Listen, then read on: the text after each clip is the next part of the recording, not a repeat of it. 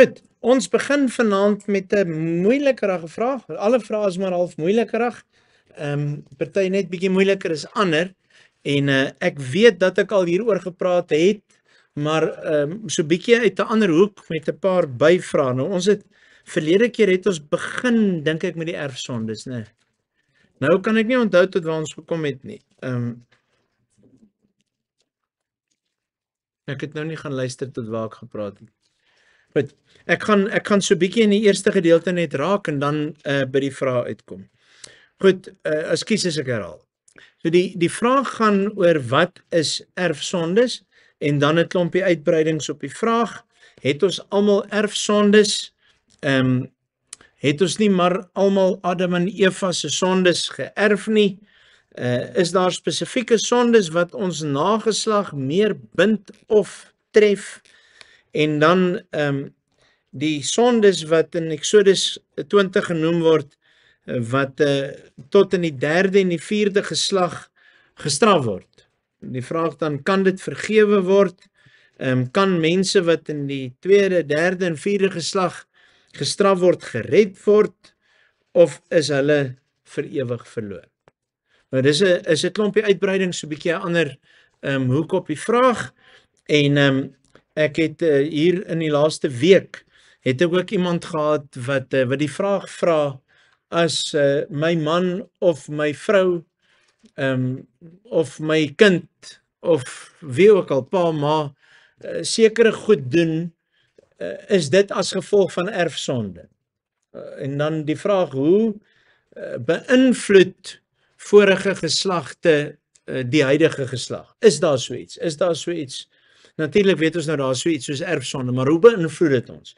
Beteken dit as ek het gister verwys, as ek hier meer het en my pa het hier meer gehad, is dit oorgeërfde sonde? Is ek nou meer blootgestel en hier meer omdat my pa hier meer gehad het as iemand anders? Of as iemand uit 'n voorgeslag selfmoord gepleeg het, gaan daar nou een of ander houvas of die sonde van 'n voorgeslag ook op my geslag wees, sodat ek en my kinders daaraan blootgestel is dat ons die beproewing of versoeking om selfmoord te pleeg, gaan dit erger vir ons wees as iemand anders wat dit nie het? Of alkoholmisbruik, is dit iets wat in geslagte oorgedra word, sodat dit vir iemand moeiliker is om nee te sê as vir iemand anders? Of depressie, is dit soos hoë bloeddruk, dat in my familie is daar bloeddrukprobleme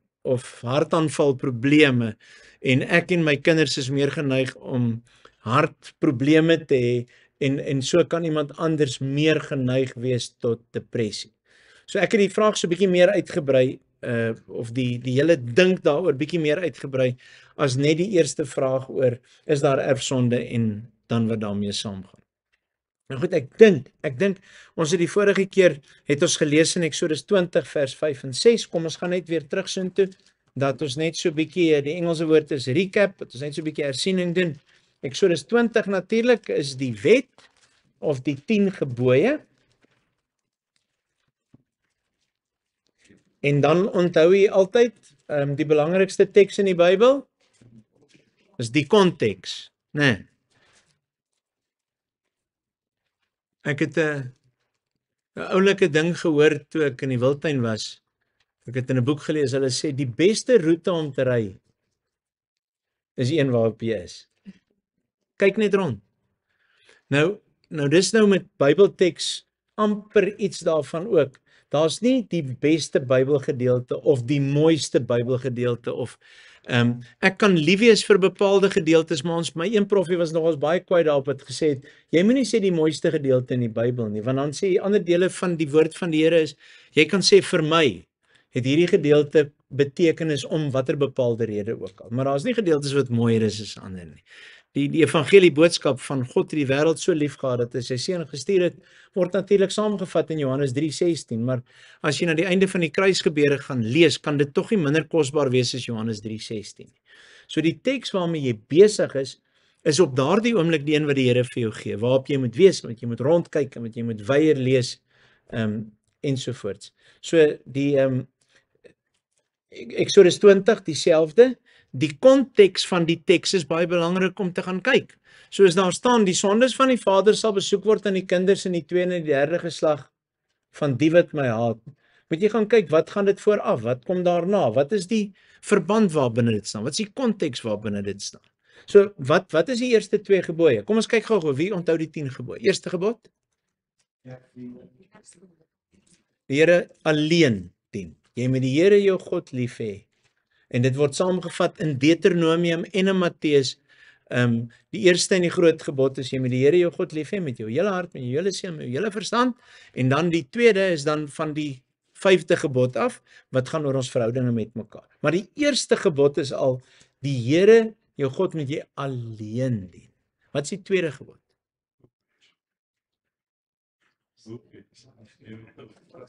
Ek kon nie hoor nie. Mag jy afbeeldings maak? Ek kon nie hoor wat jy sê nie. Nee, toe maak is op by 5. Okay. Wat net die tweede een is, jy mag nie afbeeldings maak. Jy mag nie iets maak om dit te aanbid in God se plek nie. Die hartseer is dat in die westerse wêreld beperk ons gedagtes daartoe, dat ons dink dat alleen om 'n beeldjie te maak om daarvoor te buig is afgodediens, terwyl die Nuwe Testament ons leer dat selfs wanneer jy help gou, wat is idolatry?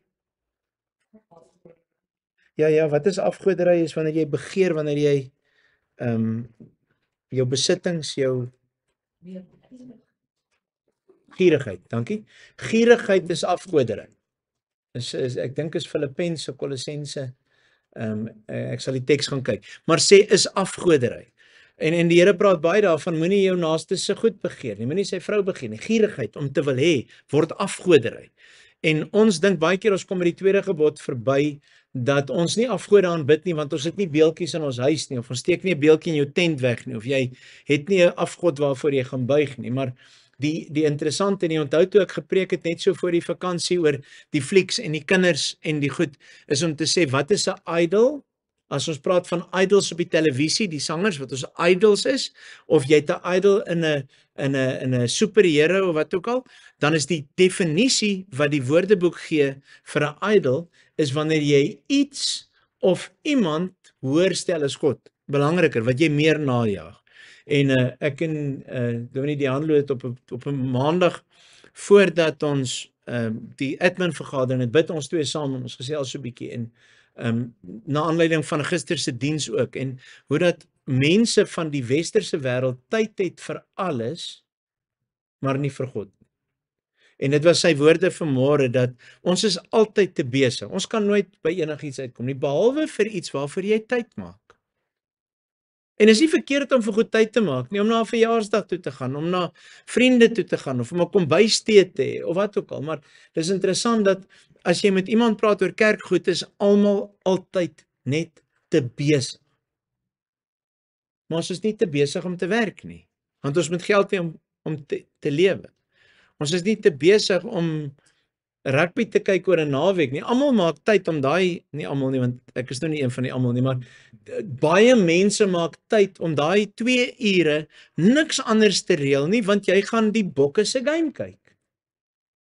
Jy het tyd om dit te reël. Maar jy kan nie iets vir die Here doen, of jy is te besig om stil te tyd. So dis die gevaar van 'n afgod. Kan jou werk wees, kan jou man of jou vrou wees, kan jou kinders wees, en daarom sê die Here Jesus, wie vader of moeder of man of vrou of kind liewer het is my nie werd nie. So God moet altyd eerste wees. Hy moet nie net eerste wees, hy moet die enigste wees, hy moet die enigste opsie wees. Hy moet God in jou lewe wees. En dis die eerste 2 gebooie. Jy moet net een God hê, en die tweede een sê jy mag niks in sy plek hê nie. Niks mag vir jou belangriker as hy wees. Nie 'n beeldjie nie, maar ook nie in jou kop of in jou hart of in jou wese of in jou mens wees nie. God bly die belangrikste. Hoeveel geld spandeer ons om ons internet, ons selfone, ons data te betaal? En hoe maklik betaal ons dit? Dis op 'n aftrekorder. Maar hoe moeilik is dit vir mense om R1000 by die kerk te gee? Ek gee heel moontlik die bydraes. Ek sê net, ons sal baie keer sê, ek het nie 'n gootjie waarvoor ek buig nie, maar my geld is myne, en R1000 is baie by die kerk, maar ek dink daar's baie min mense wat onder R1000 spandeer op hulle selfoonrekeninge, datarekeninge, wifi en ander. DStv, ek weet nie wat kos DStv nie, maar ek vermoed dit sal oor R1000 'n maand. So as jy net jou DStv en jou wifi vat, so om 'n afgod te hê waar iets vir jou belangriker as God word, is die oortreding van die tweede gebod. Goed. Maar nou is daar ander sonde wanneer jy ook regtig iets gaan aanbid. Nou, ek wil nie 'n onderskeid in sonde maak nie, maar verskillende sonde het 'n ander houvas op jou. En hoe langer jy iets doen, hoe meer houvas dit op jou, hoe meer beheer daardie sonde jou. En uiteindelik, as jy Efesiërs 4 gaan kyk, dan sê dit, ek dink vers 28, moenie die duiwel vat kans gee nie. En dan lê dit tussen 'n klomp sondes van geduld en kom ons gaan so toe, Efesiërs 4.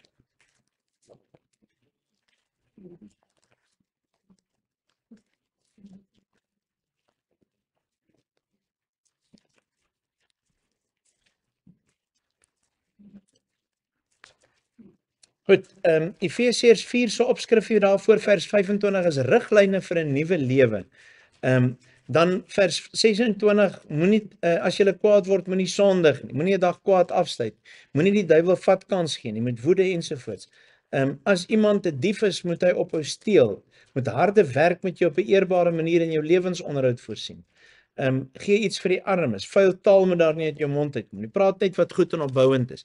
So dit gaan oor tot in Efesiërs 5 en 4-5 verskillende gedeeltes, vers 29, vers 31, 5 vers 4 en Kolossense 3 vers 8 praat alles oor verskillende maniere van taal.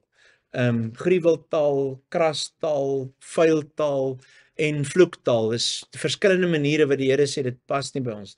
Maar wanneer jy 'n bepaalde sonde doen, dan begin dit in jou sy tentakels in jou hê en dit begin jou meer vashou en dit het 'n groter invloed op jou.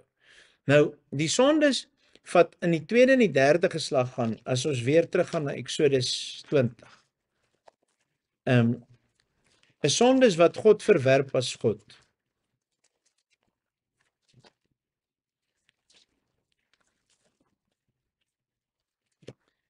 Eksodus 20, eerste 2 gebooie, 4de vers, jy mag nie vir jou beeld of enige afbeelding maak van wat in die hemel daarbo of op die aarde hieronder of in die water onder die aarde is nie. Jy mag hulle nie vereer of dien nie, want ek die Here jou God eis onverdeelde trou aan my. Ek reken kinders die sondes van hulle vaders toe, selfs tot in die derde en die vierde geslag van die wat my haat, maar ek betoon liefde tot aan die 1000ste geslag van die wat my liefhet en my gebooie gehoorsaam.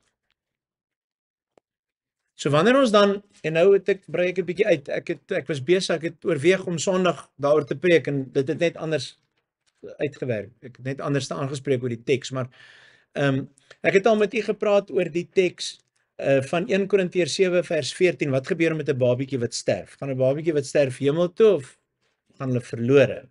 En jy onthou dat ek toe vir u deur 1 Korintiërs 7:14 gewys het, dat 1 Korintiërs 7:14 sê, die ongelowige man is by God ontvanklik deur die band met die gelowige vrou. En die ongelowige vrou is by God ontvanklik deur die band met die gelowige man. Anders sou julle kinders heidene wees, maar nou behoort hulle aan God. Die ou vertaling sê anders sou julle kinders onheilig wees, maar nou is hulle rein, of onrein wees, maar nou is hulle rein.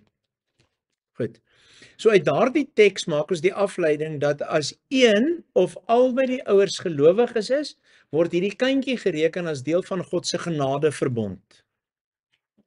En daar kan jy al iets van Eksodus 20 verstaan, wanneer die Here sê, wanneer die ouers my liefhet en my dien, nie ander afgode aanbid nie, nie ander gode dien nie, maar die Here God alleen aanbid, word daardie genade bewys tot in die 1000ste geslag. Dit is 'n geslagslyn van genade, waar ouers hulle kinders en ouers hulle kinders en ouers hulle kinders van die Here leer, en mense gered word omdat hulle God dien, binne God se genadeverbond. Maar wanneer ouers die Here nie dien nie, word hulle gestraf, selfs tot in die eerste geslag is die ouers, tweede geslag is hulle kinders, derde geslag is hulle kinders, gaan verlore, omdat daar nie geloof in die familie is, in die huisgesin is. Jy kan nie gered word behalwe deur die Here Jesus nie. En dit het die Ou Testament nog nie geken nie. Die Ou Testament praat van geloof in God. En die Nuwe Testament praat van geloof wat ons red deur die Here Jesus, waar God homself nader aan ons bekend stel deur sy seun. En alleen deur geloof in 'n verhouding met die Here Jesus word ons gered.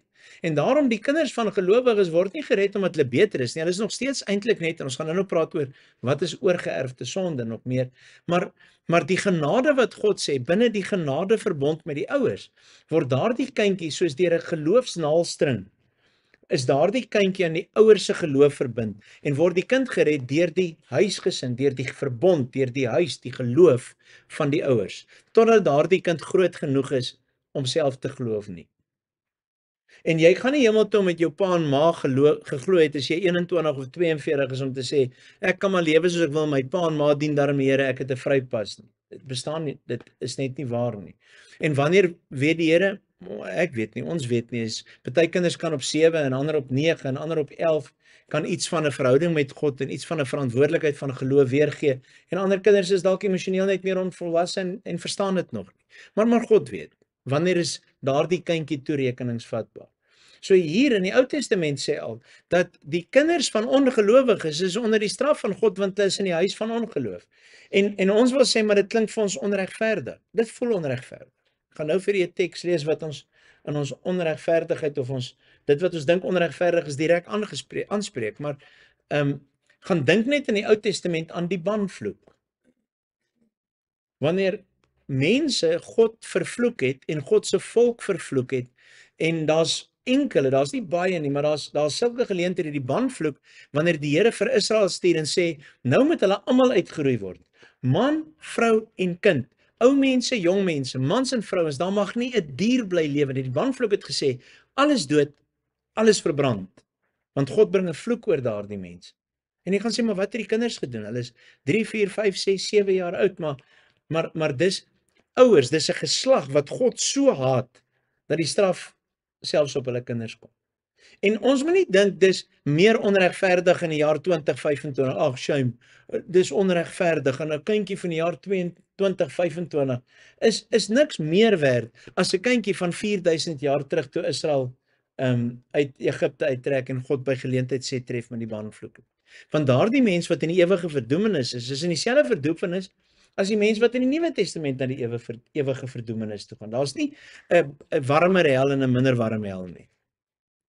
So die ouers het hierdie verantwoordelikheid dat as ons die Here dien, weet ons dat ons kinders veilig is. Maar as ouers die Here nie dien, dan sê hierdie tekste van ons dat daardie kinders onder die straf van God is.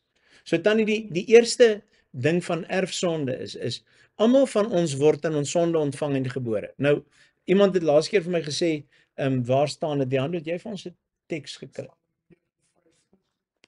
Goed, as jy wil bly na Psalm 51, na laas keer se Bybelstudie het iemand vir my gesê, maar waar staan die woorde in die Bybel in sonde ontvang en gebore? Dit staan nie soos wat hy in die doopformulier staan wat ons gister gelees het.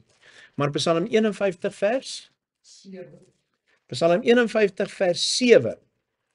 Ek was al skuldig toe ek gebore is, met sonde belaai toe my moeder swanger geword het.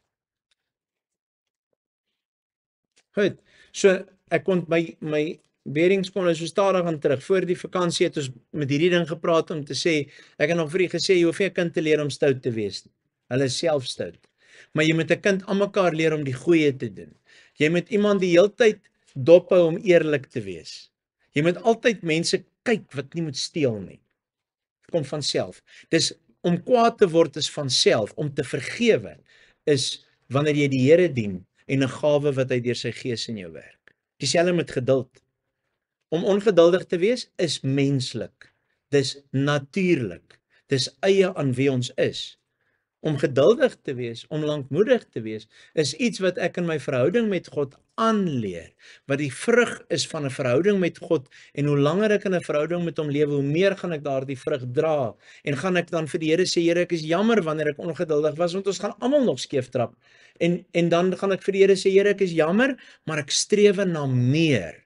Ek wil nie die vrug van die vlees dra nie, Efesiërs 5 van vers 19 af dink ek. Die vrug van die vlees is woede, haat, nyd, ongeduld. Die vrug van die gees, lankmoedigheid, selfbeheersing, vriendelikheid, om nie my natuur te laat wen nie, maar dit wat die Heilige Gees in my werk. So ons word in sonde ontvang en gebore. Vandat jy verwek is, en dit sê Psalm 51, toe jy verwek is, nog voor jy gebore is, het jy die kiem van die sonde oorgeerf en dis soveel binne in jou dat dit genoeg is om jou te laat verlore gaan. Maar wanneer jy in God se genade verbond is en dan in die begin in jou ouers se geloof, is die genade van God soveel dat dit selfs vir jou gegee word, vir jou kind gegee word. Genade verbond. Eksodus 20. Dat hierdie genade word in die geslagte verkondig en vertel. Dit sê nie 1000 geslagte later gaan almal nog hemel toe omdat jy geglo het nie. Want iewers tussen is daar 'n ongelowige gekom, word die sonde weer gestraf tot in die tweede en die derde geslag van die wat my haat. Goed. So dis erfsonde. Ek is nog nie by ek praat nog nie weer oor die sonde wat nou in die geslagte vir jou bind nie. Ek wil net eers, ons almal het die erfsmet. Dis om die sonde oor te erf van Adam en Eva af, en dat daai kiem oorkom, soos geneigtheid tot cholesterol of die geneigtheid tot wat ook al. Dit word oorgedra van geslag tot geslag. Niemand kan dit vryspring. Dis die erfsonde. Het ons dit nie maar almal van Adam en Eva geërf nie? Ons het. So almal van ons het erfsonde, maar dit straf ons nie tot die dood nie.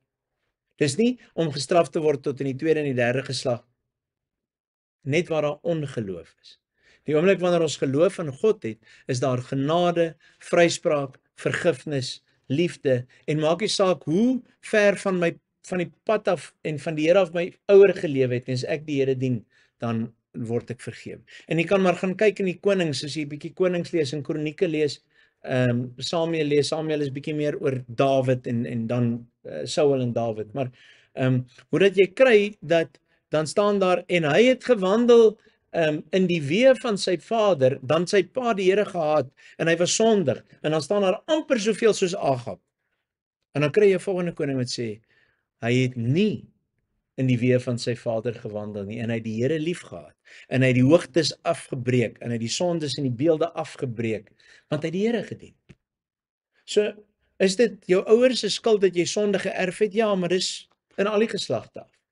Is dit baie keer jou ouers se skuld dat jy bepaalde sondes aangeleer het? Ja, want hulle het vir jou verkeerde pad gewys. Miskien het jy lelike woorde by 'n pa en 'n ma of 'n oupa en 'n ouma geleer. Miskien het hulle sekere lewenswyse gehad wat hulle goedgekeur het en jy het dit aangeleer en gedink. Dis wat my so verskriklik bang maak as ons vir ons kinders sê vriende, maar jou kinders of mense se kinders gaan kuier saam met jou by vriende wat 'n goddelose lewenswyse het, wat 'n los mond het, wat skinder, wat verkeerde manier partytjie hou. En ek dink nie is verkeerd om partytjie te hou nie, en ek self is teen alkohol gebruik omdat ek net die kwaad sien en die verwoesting, en hierdie week net weer bewus geword het van hoe dit huwelike en mense opbreek en mense stikkend maak. So ek wens ons kan muurgif gooi en dat dit net weg is. Nou sê ons moet al die druiweprele doodmaak en dan gaan 'n paar ouens swaar kry in hulle boerdery, maar ek dink nie dis verkeerd om drank te gebruik nie. Al wens ek kan sê dis verkeerd. Maar dit is nie. Maar jy sien, ons mense gryp die pinkie, of gee die pinkie en dan gryp jy die hand. Die oomblik as die Bybel sê jy mag alkohol gebruik, dan sê mense ek kan my maar versuip want dit staan in die Bybel, ek mag alkohol gebruik. Gebruik 'n bietjie wyn vir die maag. 'n bietjie en dit sê vir die maag. Maar deesdae is al baie beter maagmedisyne as wyn. Maar goed, so dis oorgeerfde gebruik, leer jy sekere goed aan. Ja, ek glo dit. Net soos wat my pa kon nie aan karre werk nie, en ek wens my pa kon my leer om aan karre te werk, want ek weet nie eers ek weet daarom waar om die olie te kyk, maar ek weet nie waar om dit te tap. Kon ek al geleer het ek kon? Is ek lief daarvoor? Nee. Het ek 'n aangeleerdheid of 'n aangelegdheid of 'n liefde daarvoor? Ek het nie. Ek kyk nou sommer vinnig na Zak. Hoekom ry jy bike? En wat het jy geleer? Okay. So, dis iets wat Party ons ry motorfiets al het hulle pa dit nooit gedoen het nie, maar dit is net makliker om dit te doen. Ek het gaan Comrades hardloop met my pa het Comrades gehardloop. En ek het gesê hy Iwashi gehardloop 160 km. Ek wil ook tot ek die eerste keer die Comrades gehardloop het te sê ek wil nie meer. Okay, so jy leer sekere goed aan. Jy wil sekere goed doen of jy doen sekere goed omdat dit net aangeleer word. Dit het niks met erfsonde te doen nie. Dis net jy het verkeerde maniertjies geleer. Dit is soos 'n papegaai wat by jou leer praat. Kinders leer by hulle ouers praat. Jy kry toestemming om sekere goed te doen of jy sê moenie maak soos ek maak nie, maak soos ek sê en dit werk en nog nooit in die hele lewe gewerk. Goed. So dis nie oorgeerf nie, dis aangeleer. Maar nou gaan ek onmiddellik vir u sê, ek is ook oortuig dat daar sekere goed is wat wel in families oorgedra word. Depressie, maar depressie is nie altyd 'n geestelike ding nie, dis baie keer is dit 'n fisiese ding.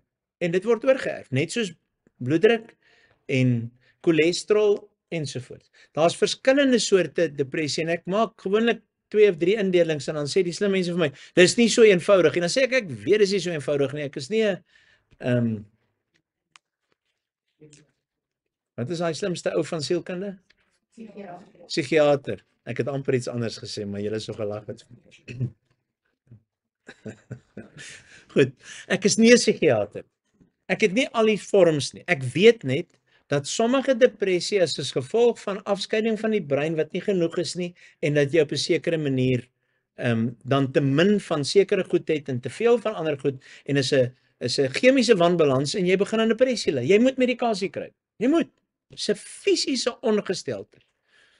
Ander mense kry depressie as gevolg van omstandighede of van 'n gat te grawe en daai gat al dieper te grawe. Jou eie gedagtes word jou grootste vyand. Aan die begin is dit depressie simptome, maar hoe meer jy dit kos gee en hoe minder jy uitkom en hoe minder jy jou blootstelling gee, hoe minder jy die woord van die Here lees en hoe minder jy in positiewe blootstelling kom, minder jy in sonlig is, hoe meer gaan jy daarna toe dat jou toestand ook 'n fisiese toestand word. So, maar oorgeerfde depressie, ons gaan baie keer kyk as iemand geweldige depressie gehad het, dan sê ons vir kinders en nageslag, kyk net daarna, wees op die uitkyk, kry liewer vinniger hulp as later. En daarmee sê ek nie vir die pille is die oplossing vir alles nie, maar vir sommige goed soos bloeddruk en soos vir cholesterol en vir suiker is daar medikasie en vir sommige depressie is daar medikasie. Maar as daar ander depressie is wat nie 'n fisiese oorsprong het nie, jy drink pille, dan is dit soos om ek het al die beeld gebruik, soos om 'n blik kondensmelk in 'n drukpot te sit en die energie op te jaag en die deksel stywer toe te draai. En die energie nog op te jaag en die deksel iewers gaan jy ceiling verf. Hy gaan net pop. So om medikasie te gebruik vir iets wat 'n oorsprong het, is om nie dit op te los nie, maar jy gaan al hoe meer medisyne moet drink om beter te voel en iewers gaan hy bom. Waar as jy 'n fisiese oorsprong het en jy gebruik die regte hoeveelheid medikasie en jou liggaam skei af wat hy moet afskei, dan is jy alright. Want jy dokter nie die verkeerde ding van die verkeerde kant af. Goed. So depressie as 'n siekte kan oorgeerf word. Ek dink dit is demonies. Ek weet daar's 'n ou wat op die internet sê as jy depressie het, is dit demonies. Ek stem nie saam. Ek stem glad nie daarmee saam nie. Dit hang af wat gebeur. Goed. Seksuele sondes het 'n geneigtheid om oor te dra. Dis net waar die duiwel 'n vatkans kry en onmiddellik wil ek daarmee saamstem of weer van myself verskil en vir u sê ek dink die 3 grootste bronne van sonde is seksuele, alkohol en natuurlik geld. En ek dink die meeste goed op aarde kan iewers op 'n manier hierin gedeel word, want dis ons mees natuurlike behoefte is om versorg te word, maar die sonde kom trek dit skeef dat ek meer wil hê as ek nodig is of ontevrede is met wat ek het. Drank is 'n stimulant, is iets wat jou laat ontspan, is iets wat jou laat beter voel, is iets wat maak dat jy self sorge vergeet. Die Bybel sê 'n dwaas wat drink om sy sorge te vergeet en die môre is dit daar is meer. Spreuke sê dit pas nie by konings nie, my seun. So om ontvlugting te soek en dan die seksuele is een van die mees menslike natuurlikste behoeftes, begeertes wat 'n mens het, en dit word ook skeef getrek. So in daai 3 goed, en dan die oomblik wanneer dit jou God word en jou afgod word en dit so in jou kom sit en dit so aanbid word of jy so totaal daaraan oorgegee word, dan gaan jy van 'n hou vas en 'n oorerwing selfs na 'n besetenheid toe. En ek weet daar gaan ouens wees my verskil en dis oukei. Dit sal ook nie die eerste keer wees nie, maar ek kan nie dink dat iemand wat iemand anders verkrag nie van 'n demoon besete is. En hoe dit gebeur het en hoe jy daar gekom het en hoe jy daai bose gees aanbid, of dit deur jou godsdiens is en of dit deur iets is wat iemand met jou gedoen het, want dis die hartseer hoe dat molesteerders baie keer gemolesteer was en wat daar skeefloop kan ek nie altyd verstaan nie, maar ek, Danilo Stols, dink, ek kan nie vir sê dit is nie, want ek het nie bewyse daarvoor nie. Ek het net ondervinding met mense. Ek dink, my belewenis, my hart sê vir my dat daar moet 'n molesteerder en 'n verkragter is daar demoniesheid by betrokke. So dis, jy kan nie sê dis nie my skuld nie, maar daar's ander monsters wat nie maar net is ek sien 'n mooi meisie wat verbystap en ek kyk 2 keer. En daarmee sê ek nie dis reg nie. Jy moet net baie mooi hoor. Ons kan nooit sonde regverdig om die Bybel sê jy mag nie begeer nie. En die oomblik as jy agterkom jy het 'n fout gemaak, gaan sê vir die Here jy is jammer. Moenie dink jy's nou van 'n demoon besete nie. Maar die moeilikheid is baie mense kruip weg agter hierdie goed om maar verkeerde goed te kan doen om te sê ek kan nie help nie want my pa het gedrink en nou drink ek.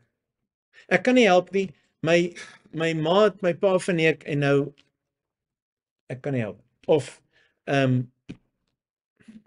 ek het woede want ek is gebore in 'n huis waar woede is. Iemand het onlangs vir my gesê ek is nie so gebore nie, dis in my ingeslaan en my pa was onredelik en my pa was kwaai en my pa het ons eintlik verniel en nou het ek geweld in my. As ek opgewonde raak, dan raak ek gewelddadig.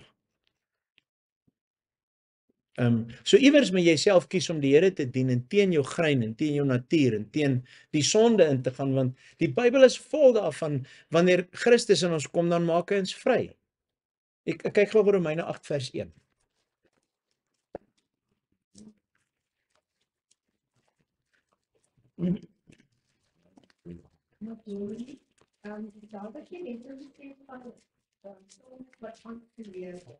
Kan jy nie in die Genesis soos gekragtend en mishandeling is ook iets wat aangeleer word, want hulle kinders word op in 'n huis groot waar dit as 'n normaal bestaan.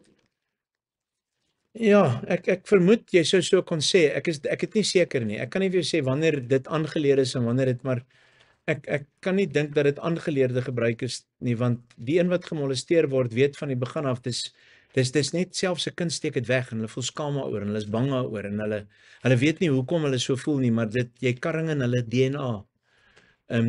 Daar gebeur iets wat as jy selfs as 'n volwassene met wie dit as 'n kind gebeur het, as jy nie deur die proses gaan wat die Here dit ook genees en wat jy dit voor hom bloot lê nie. Party mense kan dit op hulle eie doen, net deur hulle verhouding met die Here, maar die meeste mense het hulp nodig, dat iemand net saam met jou daardeur werk en te sê vergifnis is nie om te sê dis oukei nie, maar om te sê ek gee dit vir die Here en hy sal daai persoon uitsort. Ek hoef nie die hele tyd in my woede na daai persoon toe te gaan nie, anders kom hou vas dit jou ook. En nie almal wat gemolesteer is molesteer nie, maar sommiges wat gemolesteer is molesteer. So ek weet nie, kan jy nie sê hoe nie. Hoe meer ek daarvan leer, hoe minder weet ek. Want dis iets wat in jou binneste, daar waar ons nie kan sien en wat ons nie met 'n skroewedraaier kan stywer draai of kan losdraai of 'n los wasjertjie kan uithaal of 'n iets kan ons kan werk, ons kan praat, ons kan bid. Sielkundiges behandel mense met allerlei tools. Ek dink sielkundige kan jou nie help om dit reg te maak as jy nie deur die genade van die Here daarby kom nie. So as jy 'n Christen sielkundige kry of sielkundige wat baie tools het, want daar's baie mooi tools in die sielkunde, maar ook saam met jou dominee of jou pastoor of jou wie ook al, dat jy moet weet hoe om goed te kan hanteer, maar jy moet ook die Here se genesing hê. Anders kan jy nie gesond wees nie. En dis vir die meeste goed wat trauma in mense lewe veroorsaak. Romeine 8. Het iemand hom? Romeine 8 vers 1. Romeine 8 vers 1, daar is dus nou geen veroordeling vir die wat in Christus Jesus is. Dis net by ons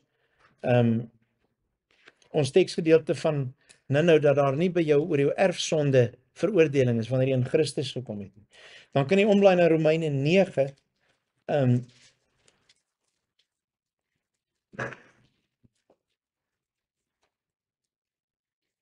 Ons het al toe ons oor die uitverkiesing gepraat het, Romeine 9 vers 11 tot 13.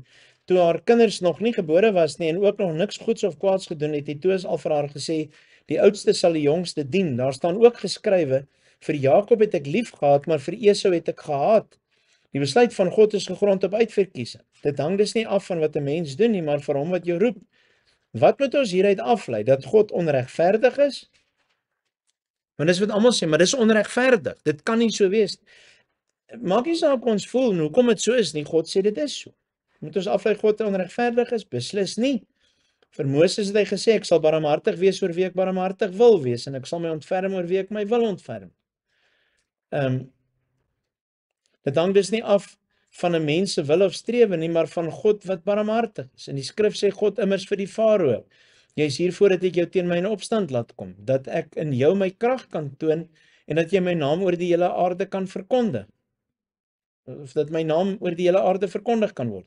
Dit is dus inderdaad so dat God hom ontferm oor wie hy wil en dat hy verhard wie hy wil.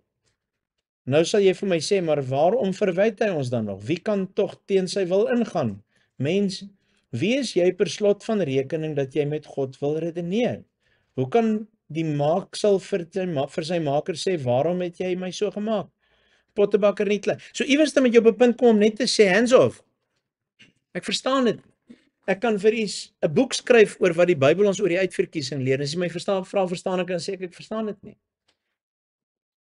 Ek aanvaar dit nie. God doen dit. En daar's nie veroordeling vir die wat in Christus is nie. Galasiërs 5. Jy bly nog so 'n bietjie in die Nuwe Testament se kant. Ekskuus, Efesiërs 5.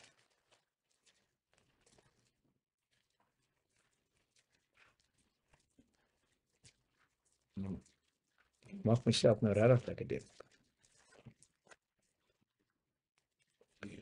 Galasiërs 5, net een boek vorentoe. Galasiërs 5 vers 1.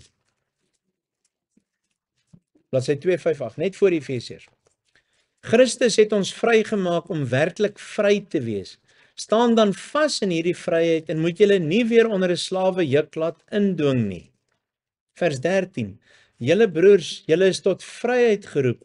Moet net nie julle vryheid misbruik as 'n verskoning om sonde te doen nie, maar dien mekaar in liefde. Romeine 8 vers 1, wanneer ons in Christus is daar geen veroordeling meer nie. Galasiërs 5 vers 1, wanneer ons in Christus is, dan kom maak hy ons vry. Vers 13, moenie jou vryheid misbruik as 'n verskoning om sonde te doen. So ek kan nooit sê, ek doen sonde, want ek het dit by my pa geleer. En dit kan dalk waar wees, maar dit is nie meer 'n verskoning nie. Ek kan nie sê ek is ongeduldig, want my ma was ongeduldig, of my pa was ongeduldig. Ek kan nie sê, ek het vir 'n ou gewerk wat altyd ongeduldig was, en ek het dit by hom aangeleer vir 20 jaar, en nou is ek ook ongeduldig by die werk. Jy kan presisie aanleer, jy kan sorgvuldigheid aanleer, jy kan netheid aanleer, jy kan goeie eienskappe aanleer, maar as ek slegte eienskappe aanleer, is dit my skuld. Ons het nooit verskoning vir sonde nie. En dis die wonder van die bloed en die genade en die vergifnis van die Here Jesus. As jy die Here Jesus aanvaar as jou verlosser, dan breek hy, hy help jou om te breek met al die bande wat die bose op jou gehad het. Ek het 'n man en 'n vrou wat voordat hulle babietjie gebore was, gevra het, oom, kom bid net asseblief saam met ons. Ons wil net jy saam met ons bid, want in ons twee se families is daar daai drama verhaal, daai thriller verhale van mense in ons vorige geslagte wat nie die Here lief gehad het nie, of wat in verslawing was, of slegte goed gedoen het. En ons is so bang dat ons kinders dit kry. Wat moet ons doen? Toe sê ek, Daniël 9 bid Daniël vir sy volk en vir sy voorgeslag. En dis so eenvoudig en almal moet dit eintlik maar net doen om iewers in jou lewe te gaan sê, Here, ek weet nie eens wat al die sondes wat ek gedoen het, maar ek is jammer oor alles wat ek verkeerd gedoen het. En al weet ek nie wat al die sondes is wat my voorouers gedoen het nie, of dit my eerste geslag voorouers of tweede of derde of vierde, ek weet nie, maar Here, ek kom na U toe in die naam van die Here Jesus en bid dat U my sal vergewe vir alles wat ek gedoen het en my voorgeslagte, sodat die vergifnis en die genade so is dat dit nie dit wat ek verkeerd doen nie na my kinders toe gaan. En ons bid dit, ek bid dit al my lewe lank vir my kinders en selfs vir my kleinkinders en ek het ander dag weer 'n keer gebid, net dat nou onlangs, net dat my foute nie gaan deurkom of dit aangeleer is en of dit oorgeerf is, maar dat die Here my sonde vergewe en as die Here my sonde vergewe, dan vat hy dit weg. Bely net jou sonde en selfs jou voorgeslagtes. Wanneer jy vir jou kleinkinders bid, wat bid jy alles vir? Dat hulle beskerm word, dat hulle veilig is, dat hulle nou begin hulle skool toe gaan, dat hulle hard sal leer, dat hulle goed sal doen, dat hulle nie verkeerde maat sal kies nie, en nou begin hulle, moet hulle gaan werk, ons bid vir hulle vir 'n goeie werkie en dat hulle 'n geleentheid kry, maar daar's twee goed wat jy vir hulle kan bid, dat jy vir hulle regtig bid onder die bloed en die genade en die vergifnis van die Here Jesus, dat die Here jou sonde en jou voorgeslagte se sonde so vergewe en dat dit by jou stop en dat dit nie na hulle toe gaan. En die tweede ding wat jy vir hulle kan bid is vandat hulle gebore is, bid vir hulle vir 'n huweliksmaat die regte een. Mense begin bid vir hulle kinders se huweliksmaat as hulle op verloving staan en jy wil eintlik net hê die Here moet maak dat dit nie werk nie. Dit is te laat. Ons moet bid vandat hulle gebore is vir hulle huweliksmaat dat die Here vir hulle sal vorm om eendag die huweliksmaat vir iemand te wees en dat die Here nou al daai iemand sal voorberei om die regte huweliksmaat vir hulle te wees. En dis iets wat ons kan bid. Ons kinders, ons kleinkinders, ons broers, kinders, vir enigiemand wat jy aan kan dink. Dis 'n wonderlike ding om te bid. Ons bid vir hulle vir geld, ons bid vir hulle skoolwerk, ons bid vir al hierdie goed. En as hulle huwelik hartseer is, dan help al daai ander goed niks, want jou lewe is stuk. Ons bid vir die belangrikste goed laaste, as daar moeilikheid is. Goed. So iemand wat nog iets wil vra en ek hoop nie julle vra my vas nie oor erfsonde. Sal jy sê as jou ouers perfeksionisme was of fake mense was, jy het dit al geërf. Ek dink dit is 'n slegte eienskap nie, Johan. Ek dink dit word soos met enige iets 'n slegte eienskap wanneer ons nie ruimte het vir iemand anders wat anders as ek is nie. So perfeksionisme dink ek is 'n baie goeie eienskap. Dis iets van wat God geskep het in die orde van sy skepping, maar ons vernietig of ons trek dit skeef wanneer ek nie ruimte het dat iemand anders net 'n ander manier van doen het. Ons kom op dieselfde punt uit, maar jy moet dit doen soos ek dit doen, anders is ek nie tevrede nie. En dis baie keer die probleem, nie dat ek dit reg wil hê en die eerste keer reg wil hê en ek koop nie slegte materiaal nie want dit gaan duurder kos op die einde. Ek vat liewer langer en ek doen dit reg. Is 'n wonderlike eienskap. Ek dink dis iets wat jy die Here voor moet dankie sê as jy dit het. Maar die sonde kom in dat ons alles wat God reg geskaap het, 'n klap wil bygee en dis waar die fout. Goed. Ons het 8 minute oor. Ek gaan 'n vraag kies wat 'n uitbreiding het en so ek gaan die maklikste deel daarvan eers antwoord en dan by 'n volgende Bybelstudie sal ek 'n bietjie verder gaan daarmee. So die vraag is hoekom is daar soveel klem op die Here Jesus se geslagsregister as dit eintlik niks met Josef te doen het nie? Dis in Matteus is die geslagsregister. Ek is nie seker van Markus nie. Die ander Markus het dit nie, maar ek weet Lukas het. Johannes het nie. So hoekom is die geslagsregister daar? Hoekom word daar altyd gesê die seun van Dawid as hy nie regtig die seun van Dawid is nie? Of is hy? Wie sê die Here Jesus is die seun van Dawid? Maar is hy fisies? Hy is verwek deur die Heilige Gees. Wat van Maria? Uit watter geslag is Maria gebore? Ook uit die geslag van Dawid. Kom ons kyk gou. Blaai na Matteus 1 en Lukas 3.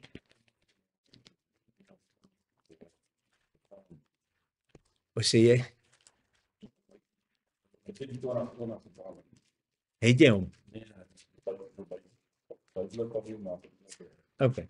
Nou, ek is in die 83 vertaling. Matteus 1 en Lukas 3. Nou, ons gaan nie tyd gebruik om die hele geslagsregister deur te lees nie. Ek gaan net vir u wys waar hulle verskil. Die twee geslagsregisters verskil. Ek weet ons het 'n paar jaar terug het ons 'n bietjie na hierdie geslagsregister gekyk, maar ons vergeet weer, ons preek weer oor dieselfde teksgedeelte en ons kan altyd weer by 'n vraag uitkom as dit lankal terug was. So dis nie 'n moeilikheid nie. Matteus 1 het die begin met die geslagsregister en onthou Matteus was 'n Jood en die evangelie van Matteus is dan baie gefokus op die Jode met die nakoming van die wet en die nakoming van die profesie van die Here Jesus wat uit die nageslag van Dawid gebore moet word. En natuurlik nog ander goed ook. Maar as jy nou gaan lees, die geslagsregister begin vers 1, die geslagsregister van Jesus Christus, die seun van Dawid, die seun van Abraham. Abraham was die vader van Isak, Isak van Jakob, Jakob van Juda en sy broers. Juda was die vader van Peres en Serach by Tamar, Peras van Gesron en dan gaan hy af tot by Dawid in die helfte van vers 6. Isai was die vader van koning Dawid, Dawid is die vader van Salomo by die vrou Uria, Salomo van Rehabeam ensovoorts. So die seun van Dawid wat die geslag voordra is dan Salomo. En dan uiteindelik die heel laaste kom ons by vers 16. Jakob was die vader van Josef, die man van Maria, uit wie gebore is Jesus wat Christus genoem word. Goed, nou blaai ons na Lukas. Lukas 3. En die geslagsregister is daarvan in vers 23. Hy's omgekeer. Matteus begin by Abraham en gaan af tot by die Here Jesus, maar Lukas begin by die Here Jesus. Hy sê, hy was soos hulle gemeen het, die seun van Josef, Josef was die seun van Eli, en dan gaan dit op tot by vers 31. Seun van Melia, seun van Menna, seun van Matata, seun van Nathan, seun van Dawid. So van Dawid af is dit ander name by Lukas as by Matteus. Want die seun van Dawid Nathan en die seun van Dawid Salomo is twee verskillende seuns en hulle het verskillende seuns gehad en 'n verskillende geslagsregister gehad tot by Josef en Maria. Nou ons aanvaar, maak 'n toepassing dat die skrywer van die Lukas evangelie, Lukas was uit 'n heidense agtergrond, sy pa was 'n Griek. En dat hy nie noodwendig die Joodse geloof so goed geken het nie en dat hy 'n ander agtergrond en dan sal ons baie keer sê Lukas skryf uit sy oogpunt sy evangelie vir die heidene, vir mense wat nie Jode was nie, terwyl Matteus skryf oorspronklik met sy klem vir die Jode om Christus te leer ken. En ons kan vandag sê dat die Here dit net so beskik het dat uit al die hoeke uit dit gecover is sodat die evangelie op 4 maniere vertel word en uiteindelik dat ons die volle prentjie verstaan. Maar Lukas leen op baie van sy bronne, lyk dit vir ons op Maria, want daar is goed wat Lukas beskryf wat net Maria kon geweet het. Ons weet nie wat van Josef geword het en wanneer hy dood is en wanneer hy nie meer in die prentjie was nie. Ons lees nie meer verder van hom nie wanneer Josef en Maria die kind Jesus na die tempel toe vat en dan bly hy agter in Jerusalem wanneer hulle 'n dagreis ver getrek het en dan mis hulle hom en daarna lees ons nie eintlik weer van Josef. So wat van hom geword het, ek weet nie. Ek weet nie of iemand waag sê nie, maar ons het nie regtig 'n bron om te sien. Maar van Maria lees ons verder tot by die Here Jesus se sterwe en opwekking en dat sy saam dan weer die opgestaane Here Jesus sien. Dis Maria. Nou goed, Lukas dan begin andersom by die Here Jesus en hy gaan by Abraham verby tot by vers 37, seun van Methuselah, seun van Henog, seun van Jered, seun van Mahalalel, seun van Kenan, seun van Enos, seun van Set, seun van Adam, die seun van God. Hy gaan verby tot by die begin. Adam, die seun van God. Ek het vanmiddag al vir die Hanlo gebel en van sê, het jy nog 'n hoek hierop en toe sê hy, dis hierdie interessante, hierdie mooi van Lukas evangelie wat sê Adam die seun van God, en wanneer Maria vertel, dan vertel sy eintlik Jesus die seun van God, want sy weet dat sy deur die Heilige Gees bevrug is, en dan nie bevrugting soos 'n seksuele daad tussen mense nie, maar verwek is. Kom ons sê nie bevrug nie, kom ons gebruik die woord verwek is die Bybelse woord, deur die Heilige Gees verwek is, sodat sy swanger geword het. So Maria is ook uit die geslagsregister van Dawid. In die Handelse woorde moet ons weet dat Josef was sy, help gou, sy wettige pa of sy, jy het 'n ander woord vir maar, sy voog. So in die samelewing waar die vrou minder was en niemand was nie, moes die mense weet hy is die kind van Josef, sodat die belofte van God vervul word uit die nageslag, al is dit dan die voog en die wettige pa en die ma wat uit die geslagsregister van Dawid is. Die Here Jesus is dubbel uit die geslagsregister dan van Dawid, deur sy pa se lyn, deur sy ma se lyn, maar dan nie op 'n aardse manier verwek nie. Hoekom? Want die Jode moes weet dat God getrou is aan sy beloftes. En ek en jy kan vandag weet, as ons die hele Ou Testament lees, van Dawid af, van Adam af, beloof God in Genesis 3 vers 15, daar sal een kom uit jou nageslag wat hierdie slang se kop gaan vermorsel. En deur die hele Ou Testament word dit vertel. En dan in Jesaja kry ons uit die stam van Isaï, uit die stomp van Isaï, Isaï die pa van Dawid, gaan daar 'n loot opspring. En uit hierdie loot is die Immanuel. En jy kan dan Jesaja 9 gaan lees. 7 dink ek en 9. En dan verder al die profeseë wat sê hy kom en uit hierdie nageslag. En dan bring God vir Josef en Maria op 'n wonderlike manier bymekaar wat hulle nie geweet het toe hulle van mekaar begin hou het nie. En dat hy haar wil verlaat want hy weet hy het haar nie swanger gemaak nie. En God sê jy bly hier, want hierin word die skrifte vervul. Dis deur God gegee. En Jesus die seun van God en Adam die seun van God. En waar dit in Adam, en dan kan ons Romeine gaan lees wat praat van die twee Adams, die eerste een deur wie die sonde gekom het en die tweede Adam wat die sonde weggeneem het en vir ons die nuwe lewe gegee het. Die seun van God, die een wat gestruikel het en die volmaakte seun van God wat alles kom regmaak. En vandaar die geslagsregisters. Nou volgende keer as ek weer in die beurt is, ons het nog nie geweet of dit volgende week of die week daarna is, ons weet nog self nie wie's volgende week aan nie. Ons sal so deur die week onthou of agterkom of praat wie maar volgende keer as ek aan is, dan wil ek met u so klein bietjie 'n paar momente uit hierdie geslagsregister teruggaan om net, en dan gaan ons Ou Testament toe blaai om te gaan kyk hoe dat infeilbare mense, God stikkende mense met stikkende geskiedenis gebruik het en waar sy wil nog steeds deurgekom het en dat hierdie hele geslagsregister reg uitgespeel het tot by Jesus se ouers dan nou Josef en Maria. Goed, ek hoop ek het alles gesê tot hier. Baie dankie. Ons is 2 minute oor 7. Ons het bietjie laat begin. Vir die ouens daar op die skerm, daar in die begin kon julle nie hoor nie. En ons sal probeer om die icons en al die goed reg te maak dat dit by die Bybelstudie hoort. As jy nou weer wil gaan luister, gaan jy sien of jy vir iemand wil aanstuur gaan dan nou op die oomblik nog nie staan Bybelstudie, nou gaan staan gister se erediens se bladsytjie die Bybel dink ek, maar dit gaan sê Bybelstudie van vandag. Ons het gesukkel met hom vandag. Goed, ons bid. Onse Vader wat in die hemel is, dankie vir u woord, vir u waarheid. En dankie dat ons altyd kan teruggaan en gaan lees. En vanaand het ons ook gesien dat daar party goed is wat maar net moeilik is om te verstaan. Party goed wat in ons aardse verstand onmoontlik is om te begryp, omdat dit net vir ons te groot en te wonderlik en te goed is. En ons kom bid dat ons u vrede sal hê, u kalmte sal hê, dat ons sal groei in die dinge wat ons wel kan verstaan, dat ons die sondes wat ons doen bely, dat ons sal strewe daarna om meer gehoorsaam te word aan u en om u te dien met ons hele lewe. Ons bid dit in u naam, Here Jesus. Amen.